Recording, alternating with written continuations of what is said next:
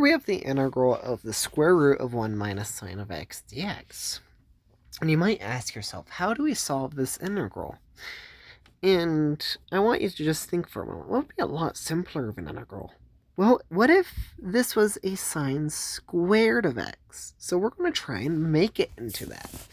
So we're going to start by calling this the integral of the square root of, and I'm going to do this in a very big square root of, 1 minus sine of x over 1 times by 1 plus sine of x divided by 1 plus sine of x dx.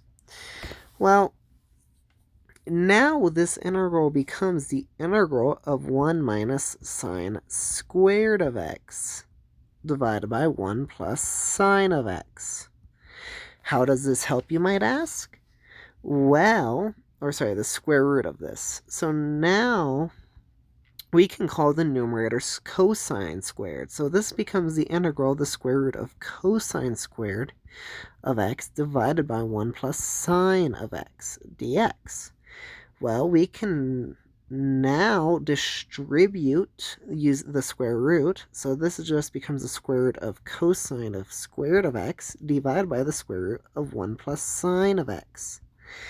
Well, the square root and the square will cancel, leaving us with just the integral of cosine of x divided by the square root of 1 plus sine of x dx.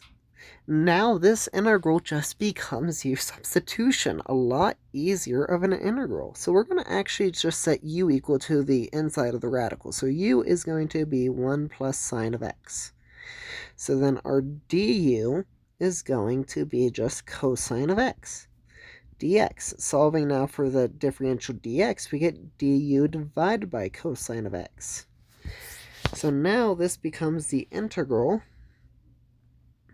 or actually, you know what, rather than doing that there, we'll do this towards the bottom, of cosine of x over the square root of u du, which becomes the integral of u to the negative 1/2 power times by the differential du. And finally, we can integrate this, so this becomes u to the 1/2 times by the reciprocal, which is 2, which means that this is going to be 2 times by whatever u is. U is 1 plus sine of x to the power of 1/2 plus c, and that is our solution to the integral.